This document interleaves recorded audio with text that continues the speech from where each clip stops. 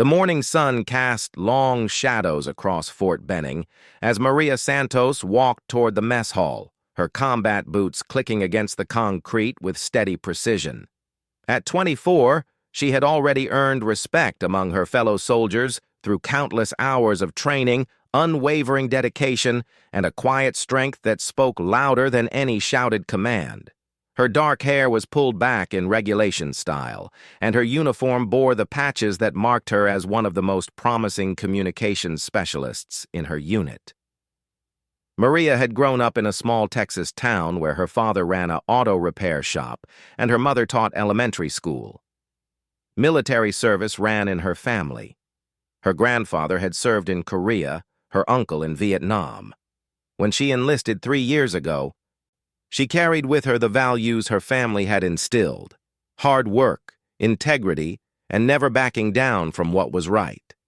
These principles had served her well during basic training and through her subsequent assignments. The mess hall buzzed with the familiar sounds of breakfast service.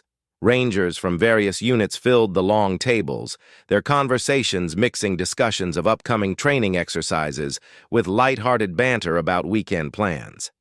The atmosphere was typically relaxed for a Saturday morning, with most soldiers enjoying the slightly slower pace that came with weekend duty rotations. Staff Sergeant Marcus Webb sat at a corner table, methodically eating his scrambled eggs while observing the room around him. At 31, Webb was a 12-year veteran who had seen deployments in Afghanistan and Iraq. His weathered face told stories of countless missions, but his eyes remained sharp and alert. Webb had noticed Private Santos when she first arrived at the base 6 months ago, not because she was one of the few women in their unit, but because of her exceptional work ethic and technical skills. She had quickly proven herself capable of handling complex communication equipment under pressure, earning grudging respect even from the most skeptical veterans. Sergeant Jake Morrison occupied a table near the center of the mess hall, surrounded by 3 other Rangers who hung on his every word. Morrison was 28, physically imposing at 6 feet 2 inches, with a build maintained through obsessive workout routines. He had joined the Army 6 years ago, but his military record was mixed. While his physical capabilities were undeniable, his attitude toward authority and fellow soldiers often created friction. Morrison came from a background where aggression was often mistaken for strength, and he struggled to adapt to the military's emphasis on teamwork and mutual respect. Morrison had been watching Maria for weeks, making increasingly inappropriate comments to his circle of followers. His behavior stemmed from a deep insecurity masked by bravado. He felt threatened by competent women in what he viewed as traditionally male spaces, and his crude remarks were his way of asserting dominance. His friends, younger soldiers who looked up to his physical prowess, often laughed at his jokes, mistaking his behavior for confidence rather than recognizing it as the bullying it truly was. On this particular morning, Morrison's mood was particularly sour. He had been reprimanded the previous day by his commanding officer for poor performance during a training exercise. Instead of accepting responsibility, he had spent the evening drinking at the base club and working himself into a state of resentment. As he sat in the mess hall, his eyes frequently drifted to Maria, who was sitting with 2 other soldiers discussing technical specifications for new radio equipment. The conversation at Maria's table was animated and professional. She was explaining a modification she had developed that could improve signal clarity in mountainous terrain, her expertise evident in the way she broke down complex concepts for her colleagues. Her passion for her work was obvious, and the 2 male soldiers listened with genuine interest and respect. This was exactly the kind of interaction that infuriated Morrison. Seeing Maria treated as an equal professional, rather than subjected to the crude treatment he felt women deserved. As Maria finished her breakfast and stood to bus her tray, Morrison made his decision.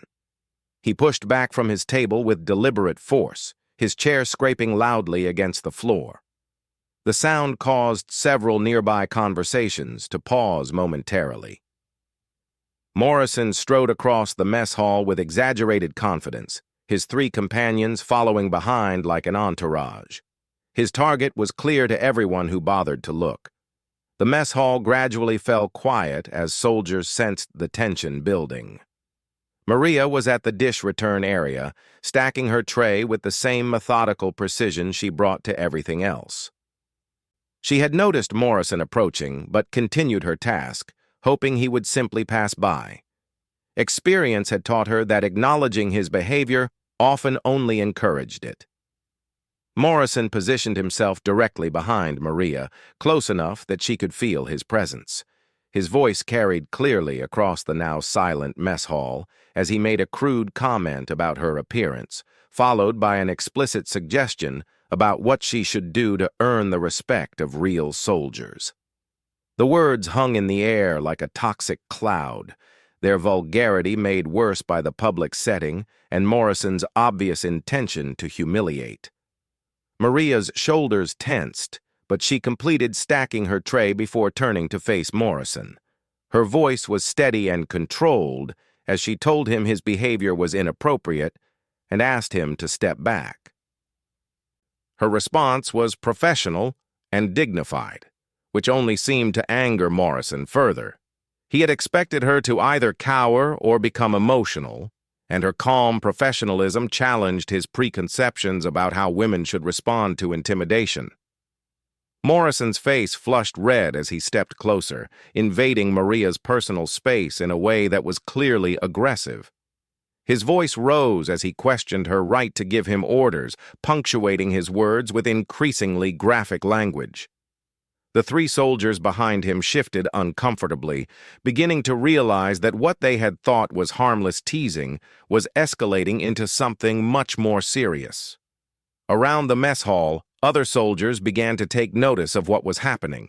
Conversations died out table by table as the confrontation drew attention.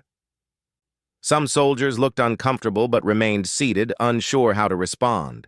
Others, like Staff Sergeant Webb, quietly pushed back from their tables and began moving closer, their posture alert but not yet confrontational.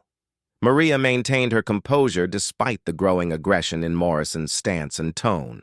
She repeated her request for him to step back, this time with more authority in her voice. She was not intimidated by his size or his crude language, but she could sense the situation was deteriorating rapidly. Her training had prepared her for many scenarios, but dealing with harassment from fellow soldiers in a public setting was not something they had covered in detail. Morrison's anger reached a boiling point as Maria continued to respond with professional calm rather than the fear or submission he expected. In his twisted logic, her refusal to be cowed by his verbal assault was itself an act of insubordination that demanded escalation. His right hand slowly clenched into a fist as he prepared to do something that would cross a line from which there would be no return. The tension in the mess hall was now palpable. Every soldier present understood that they were witnessing something that went far beyond typical military banter or even inappropriate behavior. Morrison's body language and the escalating nature of his verbal assault made his intentions clear to anyone with combat experience. This was no longer about crude jokes or testing boundaries. This was about a man preparing to use violence against a fellow soldier who had done nothing more than refuse to be intimidated. Staff Sergeant Webb had moved to within 10 feet of the confrontation, his hand resting casually on his hip, in a stance that appeared relaxed, but was actually a combat-ready position. His years of experience had taught him to read situations quickly, and everything about Morrison's behavior suggested an imminent physical assault. Webb's mind was already calculating angles and distances, preparing to intervene the moment Morrison made his move. Other Rangers throughout the mess hall had similarly recognized the gravity of the situation. Without any spoken communication or obvious coordination, they began shifting their positions. Some stood up from their tables, while others simply turned their bodies to face the confrontation more directly. The movement was subtle but unmistakable to anyone with military training. These soldiers were preparing to act. Morrison was so focused on Maria and his own anger that he failed to notice the changing atmosphere around him. His tunnel vision prevented him from seeing that his behavior was being observed and evaluated by dozens of experienced soldiers who had already made their judgment about what they were witnessing. In his mind, he was still in control of the situation, still the dominant force that would put this uppity woman in her place. As Morrison drew his fist back in preparation for the strike that would end his military career and possibly result in serious criminal charges, the mess hall experienced a moment of crystalline clarity. Time seemed to slow as every person present understood exactly what was about to happen and made their choice about how to respond. Maria saw the fist coming and began to step back, her own training kicking in as she prepared to defend herself. But before Morrison could complete his swing, before Maria had to test her combat skills against a larger opponent, something extraordinary happened that would be talked about at Fort Benning for years to come. The sound of Morrison's fist cutting through the air was the last noise heard in the mess hall before an eerie silence descended like a heavy blanket. But the punch never found its target. As Morrison's arm reached the peak of its arc, every single ranger in the room rose to their feet in perfect, unplanned unison.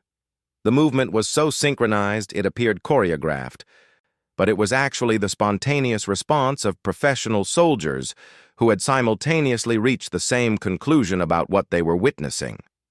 The silence that followed was more powerful than any shouted command or blaring alarm. Nearly 60 Rangers stood motionless, their collective gaze focused entirely on Morrison. There were no drawn weapons, no aggressive postures, no threatening gestures. They simply stood and watched, their silence carrying a message that resonated through the mess hall with unmistakable clarity. Morrison's fist stopped mid-swing as if he had struck an invisible wall. The sudden movement of so many soldiers registering in his peripheral vision caused him to instinctively turn his head, and what he saw sent a chill down his spine that had nothing to do with the morning air. Row after row of Rangers stood at their tables, their breakfast forgotten, their attention completely focused on him. Staff Sergeant Webb remained in his position 10 feet away. But now he was joined by a wall of silent soldiers who had materialized around the confrontation without Morrison noticing. They formed no organized pattern, maintained no military formation, yet their presence created an unmistakable barrier between Morrison and any thoughts he might have had about completing his intended assault. Among those standing was Corporal James Mitchell, a quiet soldier from Alabama who had served 2 tours overseas and rarely spoke unless spoken to.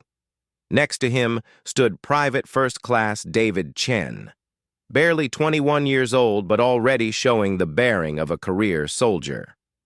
Behind them, Sergeant First Class Rodriguez maintained the same silence as everyone else, his eyes never leaving Morrison's face.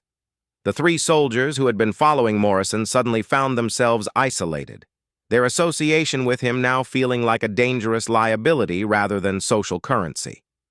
They had expected to witness their friend putting a woman in her place.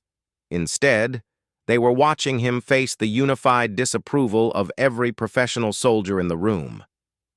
The youngest of the 3, Private Thompson, actually took a step backward, distancing himself physically from what was happening.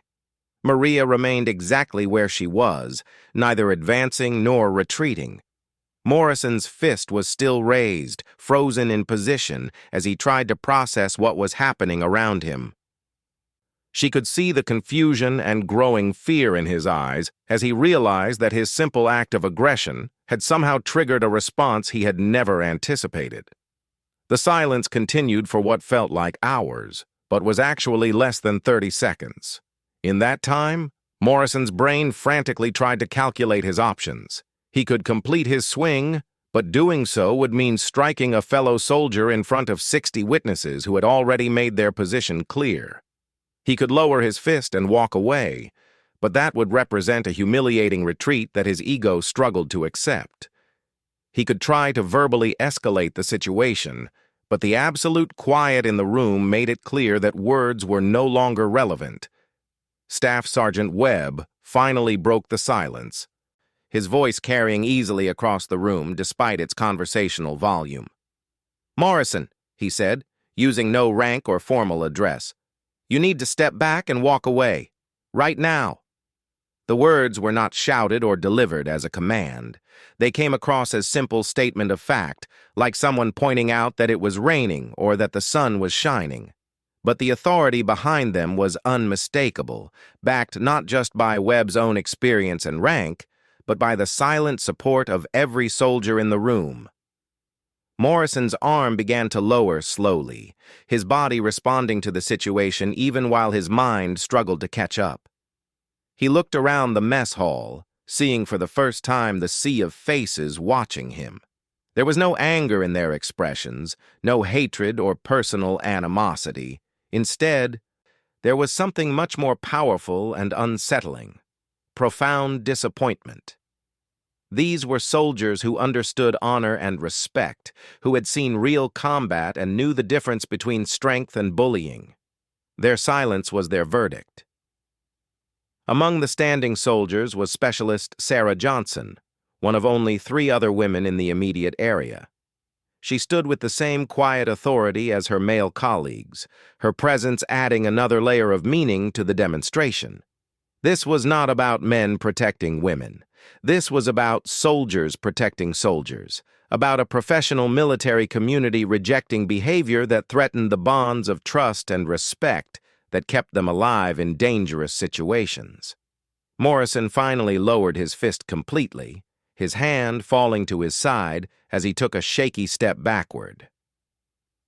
The physical retreat triggered a subtle relaxation in the posture of some of the standing soldiers, though none of them sat down or looked away. They maintained their vigil, understanding that the crisis was not yet fully resolved. Maria spoke for the first time since the confrontation began, her voice carrying the same calm professionalism she had maintained throughout the incident. "Thank you," she said, addressing the room generally rather than any specific individual. The words were simple, but they carried deep meaning for everyone who heard them. She was not thanking them for rescuing her. Maria was perfectly capable of defending herself if necessary, but for standing up for the principles that made their military community function. Morrison looked around the room one more time, seeing clearly now what his behavior had triggered. These soldiers had not stood to intimidate him or to make him look foolish. They had stood to make a statement about who they were and what they believed in. They were professionals who treated each other with respect, regardless of gender, race, or background. They were a brotherhood and sisterhood that protected its members from threats both external and internal. The reality of his situation finally penetrated Morrison's anger-clouded judgment. He was facing potential court-martial, criminal charges, and immediate dismissal from the service. More than that, he had revealed himself to be exactly the kind of soldier that others could not trust in combat situations. If he could not control himself in a mess hall surrounded by peers, how could anyone depend on him when lives were at stake? Without saying another word, Morrison turned and walked toward the exit, his 3 companions trailing behind him at a distance. The sea of standing soldiers parted slightly to allow his passage, but their silence continued until he had completely left the building. Only then did they begin to sit back down, the normal sounds of conversation and meal service gradually returning to the mess hall. Maria remained by the dish return area for a moment longer, looking around at the soldiers who had stood for her. She made eye contact with several of them, offering silent nods of acknowledgement and gratitude. Staff Sergeant Webb approached her, his expression serious but not unkind. "Are you okay, Santos?" he asked, using her last name in the military tradition, but with a tone that conveyed genuine concern. Maria nodded, straightening her uniform jacket with a gesture that somehow managed to be both practical and dignified. "I'm fine, Sergeant. Thank you for all of this."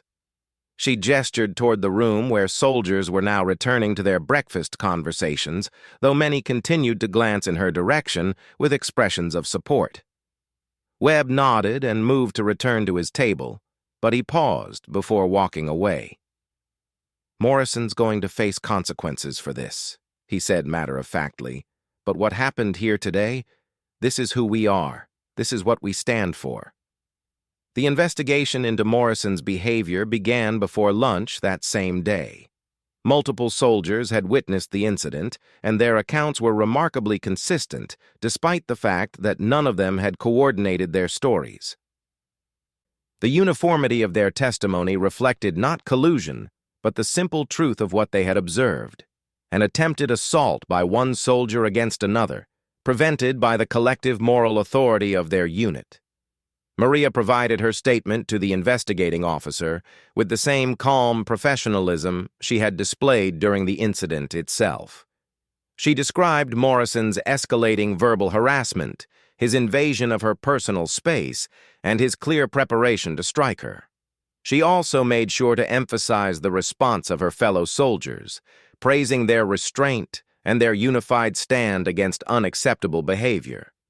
Staff Sergeant Webb's testimony carried particular weight given his rank and experience.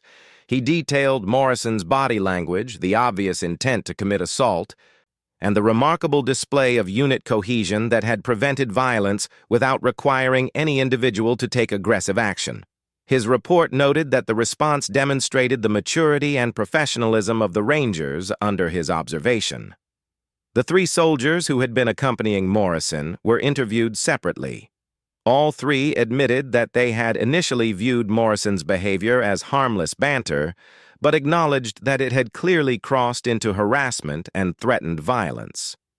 Private Thompson, the youngest of the group, broke down during his interview and confessed that he had been uncomfortable with Morrison's comments about female soldiers for weeks, but had been too intimidated to speak up.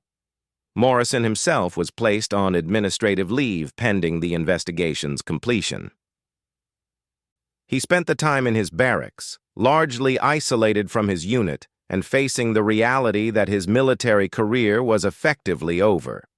The assault charge alone would have been career-ending, but the public nature of the incident and the number of witnesses made any defense virtually impossible.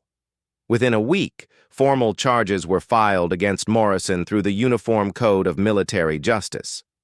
The charges included attempted assault, conduct unbecoming a soldier, and creating a hostile environment for fellow service members. His commanding officer recommended dismissal from service and reduction in rank to private, the most severe administrative punishments available short of court-martial. Meanwhile, the story of what had happened in the mess hall spread throughout Fort Benning and beyond. It was not spread as gossip or sensational news, but as an example of the values that define the modern military. The silent stand of the Rangers became a powerful symbol of how professional soldiers should respond to unacceptable behavior within their ranks.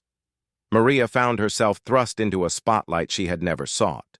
Reporters from military publications wanted to interview her about the incident, and she received letters of support from soldiers at bases around the world. She handled the attention with the same grace she had shown during the confrontation itself, always redirecting praise toward the soldiers who had stood up and emphasizing that the incident was about military values rather than gender issues. The formal hearing for Morrison's case took place 3 weeks later in a military courtroom filled with observers from throughout the base. The evidence was overwhelming, and Morrison's defense attorney could only argue for leniency based on his client's previous service record. The hearing lasted less than 4 hours, with most of that time devoted to testimony about Morrison's pattern of inappropriate behavior that had been overlooked or inadequately addressed by his previous commanders. In the end, Morrison received a bad conduct discharge and reduction to private. He was also sentenced to 60 days in military prison and ordered to pay restitution to Maria for the emotional distress caused by his actions. The sentence sent a clear message throughout the Army. Harassment and threats of violence against fellow soldiers would not be tolerated regardless of the perpetrator's rank or service history. But the real impact of the incident went far beyond Morrison's individual punishment. The story of the Rangers' silent stand became part of the training curriculum at military leadership schools across all branches of service. It was used as an example of how unit cohesion and shared values could prevent violence without requiring formal intervention from higher authority. Maria continued her military service, eventually earning promotion to sergeant and specializing in advanced communication systems. She never forgot the moment when 60 soldiers stood up for her, but she also never defined herself as a victim of harassment. Instead, she used her experience to mentor other soldiers, both male and female, about maintaining professionalism and supporting each other in difficult situations. Staff Sergeant Webb retired from the Army 2 years later after completing his 20-year career. In his farewell speech to his unit, he spoke about the mess hall incident as one of the proudest moments of his military service. Not because of any individual heroism, but because it demonstrated that the Army's core values were not just words on paper, but living principles that guided real soldiers in real situations. The mess hall itself became an informal monument to the incident. New soldiers arriving at Fort Benning were often told the story during their orientation, and many of them would eat their first meal there with a deeper understanding of what military service really meant. The tables where the Rangers had stood were not marked or memorialized in any official way, but they held special meaning for those who knew the history. Years later, when Maria was asked to speak at military academies about leadership and unit cohesion, she would always return to that moment of silence in the mess hall. Not because she needed rescue, she had been fully prepared to defend herself if necessary, but because 60 soldiers had simultaneously decided that certain behavior was unacceptable in their community. They had stood not just for her, but for the idea that professional soldiers treat each other with respect and dignity, regardless of any other considerations. The lesson of that day extended far beyond issues of gender or harassment. It was about the power of collective moral authority, about the way that shared values can create moments of perfect unity without planning or coordination.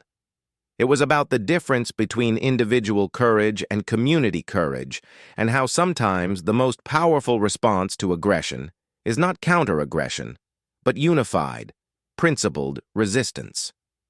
Morrison disappeared from military life completely after his discharge, but his attempted assault lived on as a teaching moment for generations of soldiers. His name was never mentioned in the official accounts, but his actions served as a permanent reminder of what happens when individual soldiers lose sight of the values that bind their community together. The Rangers who stood that day went on to serve in various capacities around the world. Some retired, some were promoted, some left the service for civilian careers. But all of them carried with them the memory of a moment when they had acted together without planning or discussion to uphold something larger than themselves. They had stood for their fellow soldier, for their unit, for their service, and for the idea that true strength comes not from the ability to intimidate or harm others, but from the courage to protect what is right. In the end, the story of the mess hall became more than just an account of one prevented assault. It became a defining moment for an entire generation of soldiers, a reminder that the most important battles are sometimes fought not with weapons or tactics, but with the simple act of standing up and being counted when it matters most. The silence of 60 Rangers had spoken louder than any words, and their message echoed through the halls of Fort Benning and military installations around the world. We are professionals. We are a family, and we protect our own.